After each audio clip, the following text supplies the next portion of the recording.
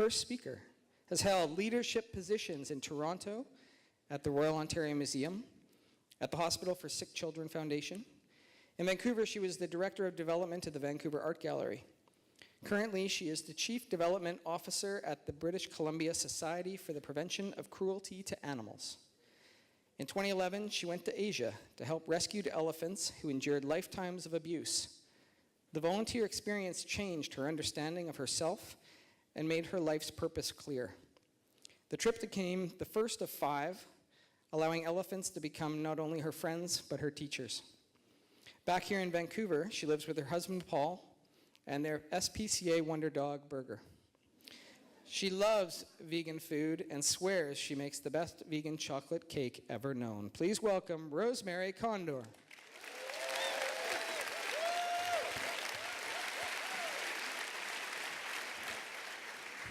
Thank you, everybody.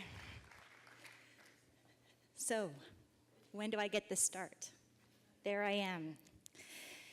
I've had the privilege of meeting many elephants over the last 2 years, but June is the one that changed my world. When I was with her, everything around me disappeared.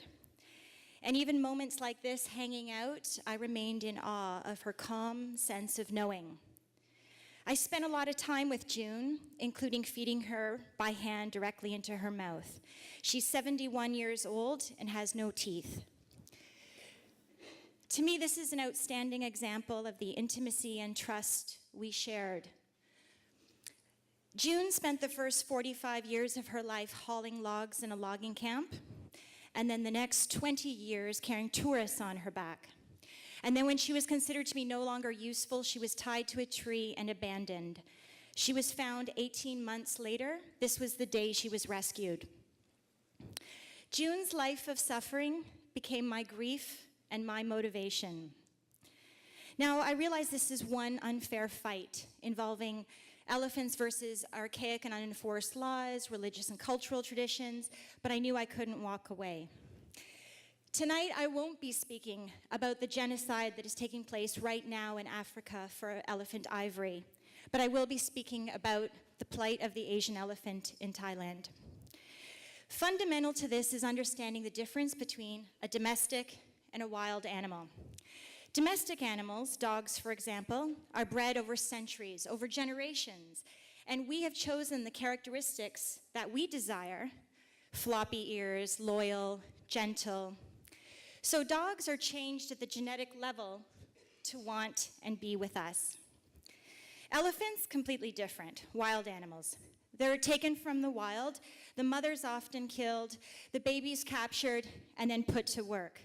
And this cycle repeats itself, fresh if you will, each time.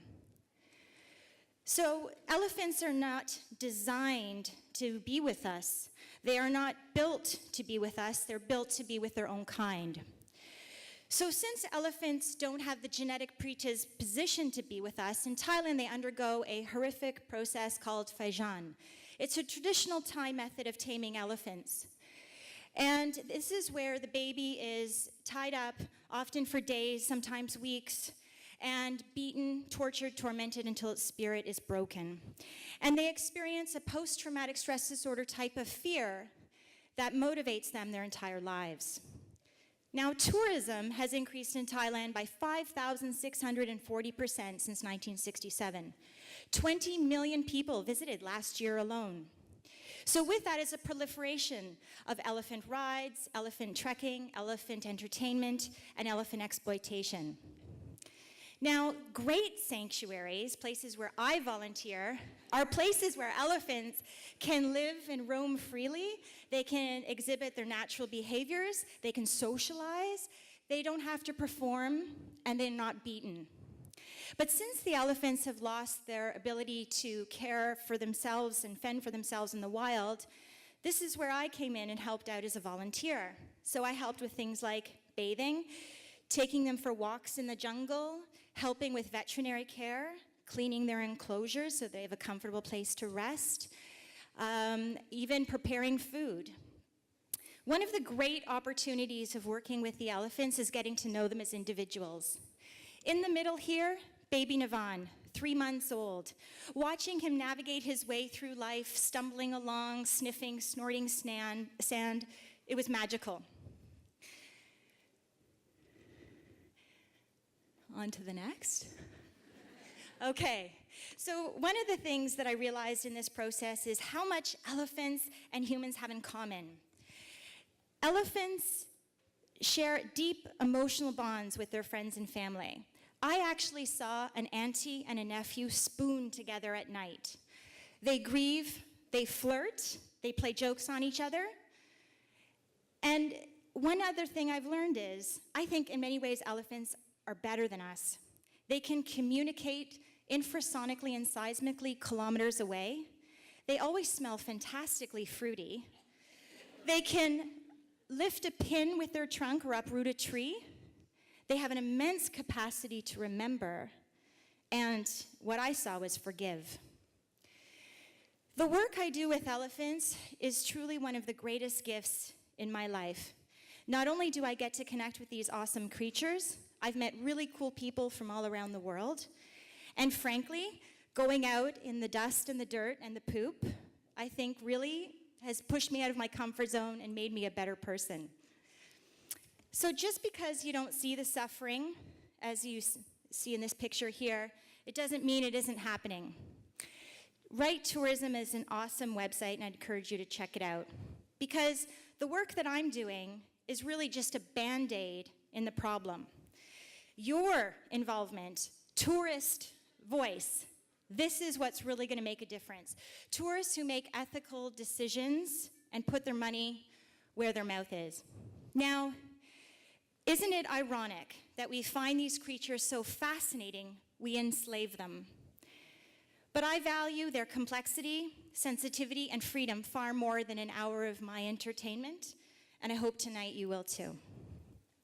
So back to June. I was saying goodbye to her. I was rubbing her cheek, and I admit I was a blubbering mess. And she suddenly turned to me and faced me and pushed her trunk into me head to toe for the first time. It forced my arms open, and I hugged her. It was a goodbye I'll never forget. She passed away April 15th, 2013. Though I travel very far to do this kind of work, it's also a journey of the heart and the mind. And one doesn't have to go off into a remote jungle to make a difference in the lives of animals.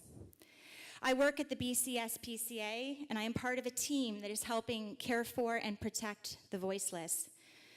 I work with donors, amazing staff and volunteers, and I have the best job in the world.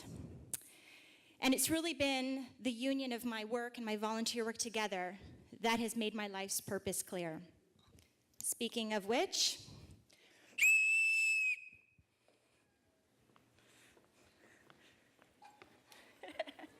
Lucas! All of these guys are up for adoption. Thanks for coming out. Thank you, Sabrina. Lucas is at the Vancouver shelter. This is Dolly. Dolly is at the West Vancouver branch. Isn't she a sweetheart? And this is Harriet. Harriet's at the Vancouver branch. And, well, Stephen's not letting us see Scooter. Is Scooter a little shy? Okay, Scooter's a little shy. But these are just a few of the examples of the amazing animals right here in our community that you could help. So feel free to come on down and visit them. They'd love to see you. Thank you so much.